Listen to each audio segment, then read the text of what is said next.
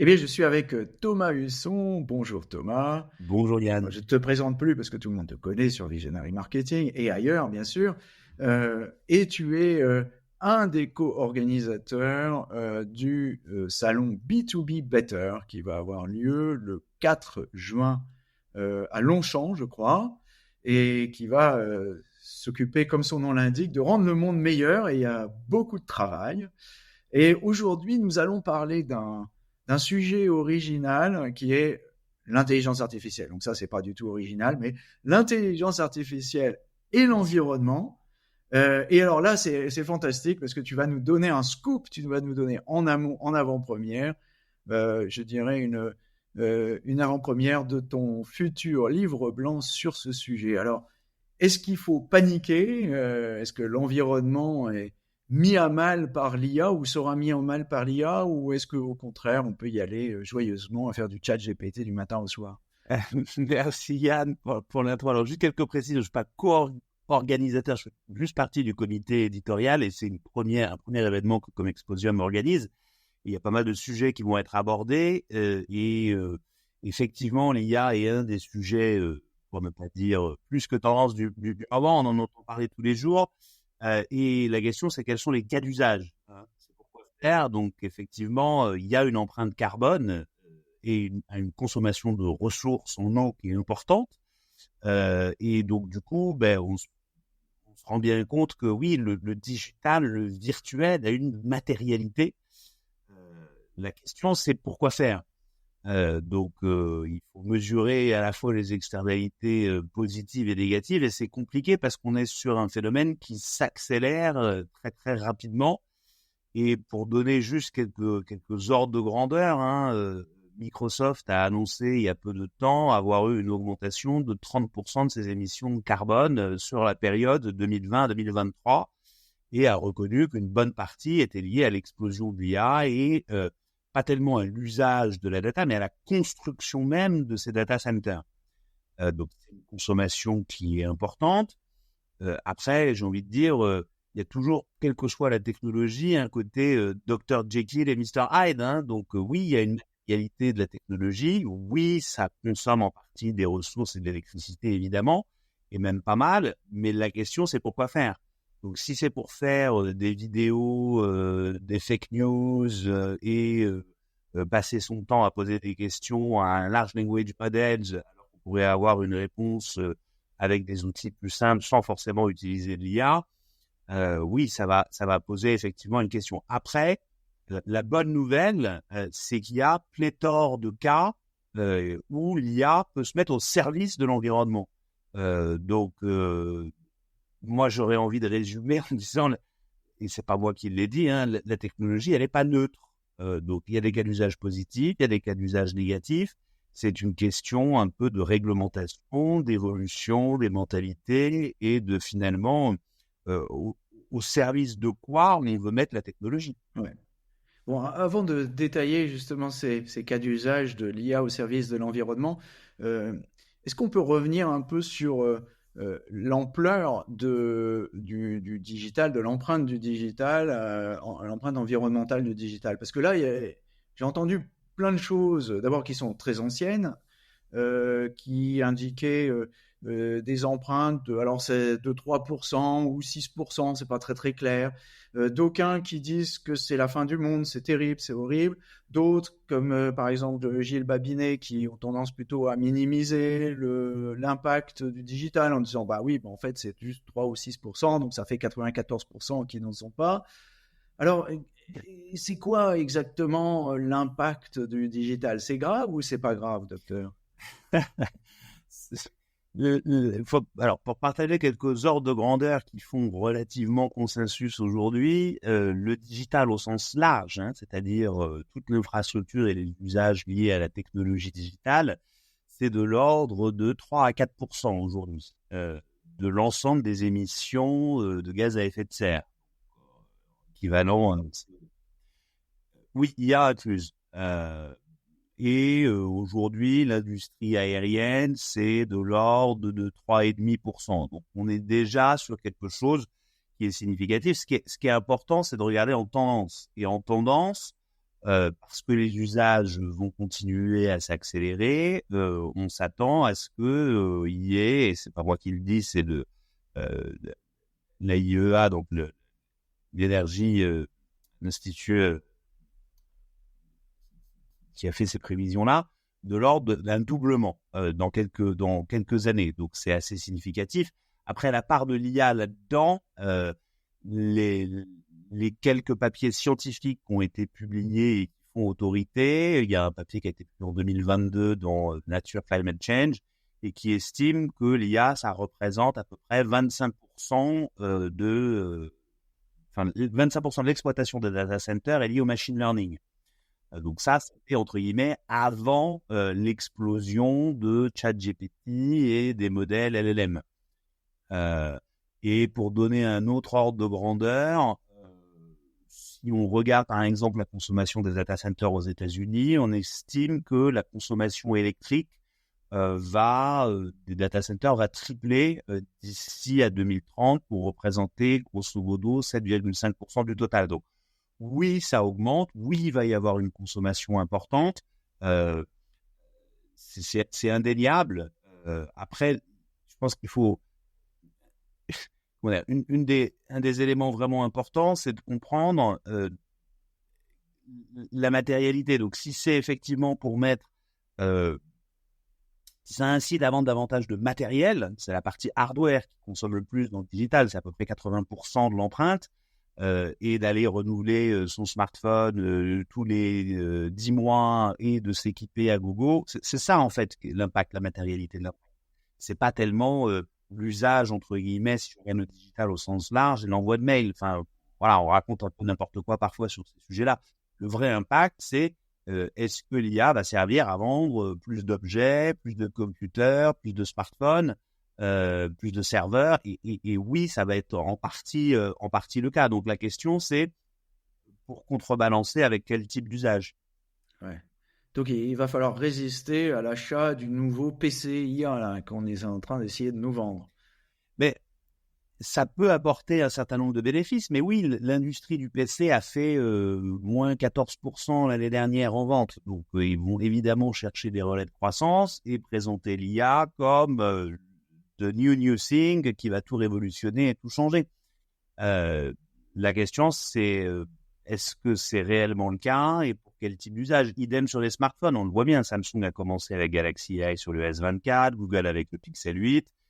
Et oui, il y a fort à parier qu'effectivement, sur Q3, Apple commencera à évoquer des cas d'usage que l'IA permet de générer, mais plus en termes d'expérience utilisateur. Donc, c'est effectivement un des risques que ça accélère, entre guillemets, ou que ça, au moins que ça limite l'allongement de la durée de vie, du cycle de vie de ces produits-là. La différence étant quand même que si on embarque ce type de produit en local, avec des logiques de type edge computing, on est sur une consommation électrique qui est quand même moindre, on n'a fait pas appel au cloud, et ça améliore à la fois la latence et la qualité de l'expérience et les éléments liés à la vie privée. Donc, en termes de consommation électrique pure, on va de plus en plus... L'enjeu, c'est d'aller vers des SML, des Small Language Models. C'est-à-dire qu'au lieu d'avoir un truc avec des milliards de paramètres qui, en gros, on utilise quelque chose d'énorme pour une requête toute simple, ça consomme beaucoup et ça n'a pas d'intérêt. Donc, il va falloir aller vers des choses qui sont plus spécifiques à une fonction, à un métier, à un usage, pour optimiser finalement réellement la consommation d'énergie. Ok, donc on voit bien l'empreinte et où est le problème. Alors donc maintenant revenons à cette IA au service de l'environnement. Donc en quoi peut-on rendre cette IA vertueuse et quel type d'IA d'ailleurs? C'est une très bonne question parce que l'IA, ça fait très longtemps qu'elle est utilisée au service de l'environnement dans une certaine mesure. Il n'y a pas que GenAI et les Large Language Models. Donc déjà, de base, ça peut être sans forcément utiliser de l'IA. Il y a des systèmes d'Advanced Analytics qui permettent quand même de manière assez simple de mieux prédire la demande et d'optimiser les flux.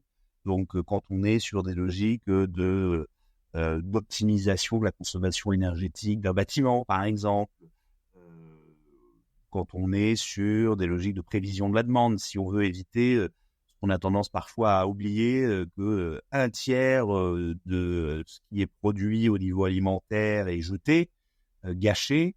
Si on améliore la prédiction de la demande et qu'on évite de surproduire pour un usage particulier, ça peut aider.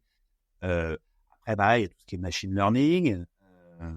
Et là, on est sur des usages qui permettent d'optimiser la supply chain, sur la problématique de remplissage des camions, sur l'optimisation. Il y a des choses qui sont parfois aberrantes de produits alimentaires frais qui remontent jusqu'à Rungis pour ensuite redescendre dans le sud de la France alors qu'ils auraient pu être dispatchés là-bas. Enfin, il y a un gâchis qui est fait parce qu'on n'optimise pas, entre guillemets, les éléments de la production, de la supply chain et de la consommation, en anticipant mieux la demande. Après, il y a le deep learning. Et sur le deep learning, on commence à pouvoir faire des choses qu'on ne faisait pas avant, d'améliorer tout ce qui est prédiction du risque climatique, tout ce qui va toucher à l'évolution de, pareil, sur des approches sur le respect de la biodiversité, où on va pouvoir mesurer avec des capteurs le bruit de certains types d'animaux. Donc, on va être beaucoup plus fin dans l'amélioration. Et puis après, il y a effectivement GenAI avec les fameux Large Language Models, mais surtout avec la capacité d'aller mieux traiter l'information. Donc là, il y a des cas d'usage, puisqu'on parle de chatbot souvent avec GenAI. Par exemple, ce qu'a fait Equimetrix avec Climate Q&A est assez intéressant parce que ça permet de sourcer l'information des travaux du GIEC et d'autres acteurs, de travaux scientifiques, pour le restituer à différents types d'audience, avoir des choses assez factuelles, mais ça va servir aussi à la communauté scientifique. C'est assez paradoxal, mais les scientifiques du GIEC n'utilisaient finalement assez peu, voire très peu, voire pas du tout l'intelligence artificielle sur un volume de publications scientifiques absolument colossal. Donc ça, c'est un exemple. Un autre exemple, ça va être sur la capacité à traiter l'information et la donnée. On parle beaucoup de reporting, de CSRD. Ça permet d'améliorer finalement le reporting de la donnée. Et donc, on commence à voir des cas d'usage se généraliser sur on va dire, le cœur de métier des entreprises. Après, c'est encore assez balbutiant, assez nouveau. Et puis, il y a après tous les cas d'usage spécifiques à l'environnement, ce qui est encore autre chose. Oui. Alors, avant qu'on aille sur ces cas d'usage spécifiques à l'environnement, je reprends ce que tu disais sur les produits qui vont à Rungis puis qui repartent dans l'autre sens. Ok, on comprend bien que dans le domaine de l'ordonnancement, l'informatique et notamment l'intelligence artificielle peuvent faire des choses. Bon, c'est pas nouveau d'ailleurs. L'ordonnancement, c'est là que ça a commencé. Hein, c'est grâce à ça qu'on a des outils de gestion de projet d'ailleurs. Mais alors, d'abord, pourquoi on n'est pas capable de faire ça déjà avec les outils qu'on a aujourd'hui, et pourquoi et puis qui est-ce qui va faire quoi d'ailleurs dans ce domaine? Je pense que pour qu'on puisse effectivement déployer ce type de cas à un peu plus à l'échelle, l'enjeu, c'est d'arriver à montrer le lien finalement avec le modèle économique, parce que malheureusement, les biens communs, c'est pas quelque chose qui est dans l'ordre économique mondial, quelque chose qui est forcément partagé, sur lequel il y a des consortiums industriels ou des acteurs étatiques ou des associations qui utiliseraient aujourd'hui vraiment de manière à échelle. Donc, ça va être beaucoup au niveau de chacune des entreprises, et c'est un facteur assez limitant parce que on sait bien qu'on est sur une crise systémique, donc elle appelle à davantage de collaboration entre les différents acteurs. Mais si un acteur arrive finalement à baisser ses coûts grâce à l'IA et à en même temps baisser son empreinte carbone, il va le faire. Donc on est sur une approche qui est plus une approche, j'ai envie de dire, qui reste dans un cadre d'optimisation business, mais ça permet de le faire, ça permet de réduire aussi l'empreinte carbone. On le voit typiquement, c'est assez flagrant sur les voyages aujourd'hui. Oui, ça permet d'abord de réduire les coûts, et il se trouve que si on mesure l'empreinte carbone, mais encore faut-il pouvoir la mesurer. Et on commence à voir effectivement des indicateurs et des KPI autour de la mesure carbone se généraliser. Et ça, c'est plutôt une bonne chose. Après, le vrai enjeu, ça va être de faire le lien entre ces indicateurs environnementaux et des indicateurs opérationnels et des indicateurs financiers. C'est tout le sens de la CSRD et des logiques de double matérialité.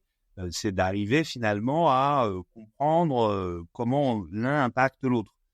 Comme on ne mesurait pas jusque-là, c'était difficile de le prouver. Et pour ça, en fait, il va falloir corréler des données environnementales avec des données financières et des données opérationnelles. Et ça, on en est encore loin parce que pour pouvoir le faire bien, il faudrait en théorie avoir une infrastructure data, une sorte de ESG data lake qui permet de le faire, entre guillemets, et de montrer ces corrélations.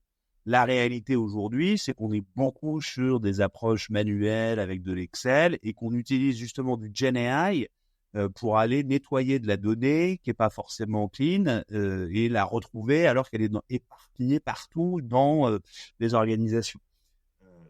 L'enjeu, c'est vraiment d'arriver à corréler ce jeu de données pour montrer que oui, on peut être à la fois profitable et durable.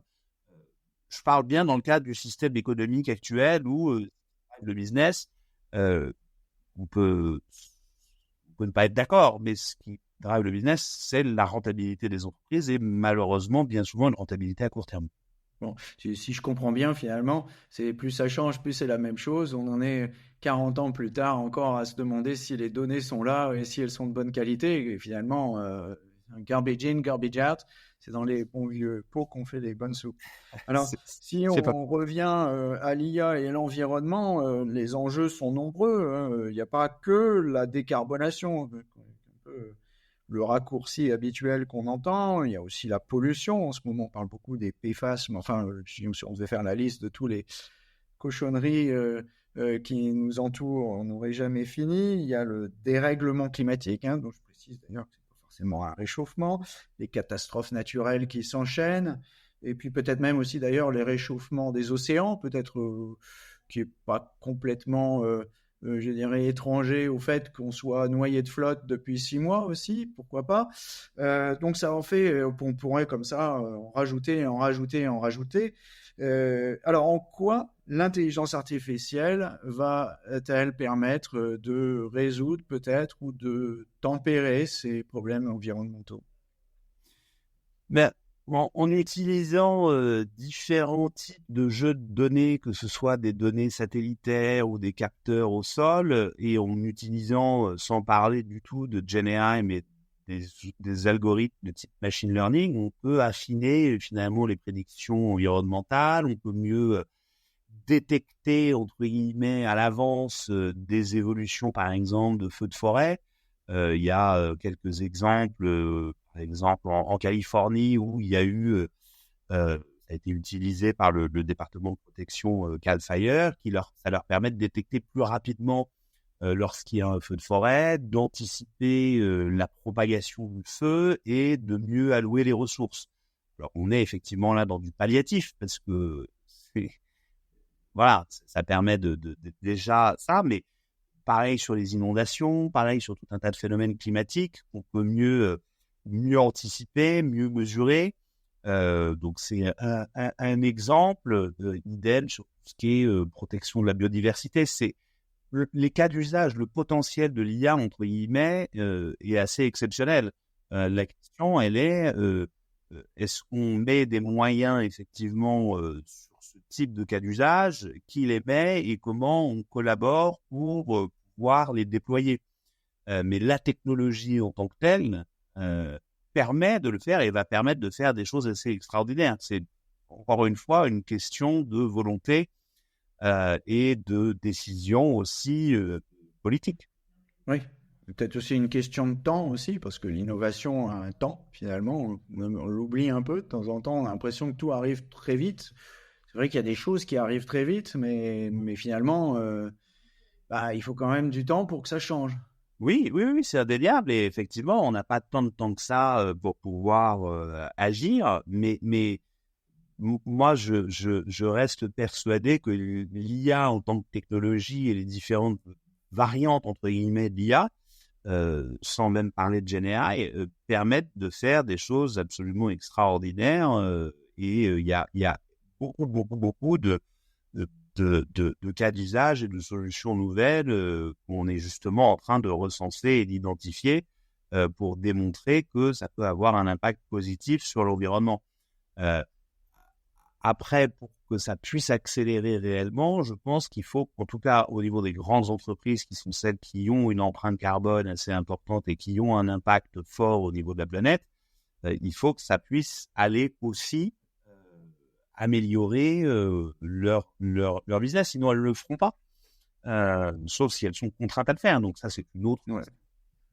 Bon, on sent, il y a des potentialités, et puis on n'a pas beaucoup de temps, effectivement, il nous reste très peu de temps pour aller à B2B Better, puisque ça a lieu le 4 juin, c'est d'ailleurs mardi prochain, donc il va falloir se mettre à ses souris pour pouvoir s'inscrire sur B2B Better à Longchamp. Merci Thomas, et on attend avec impatience ton livre blanc sur ce sujet pour découvrir tous ces cas d'usage. Merci à toi. Merci Yann.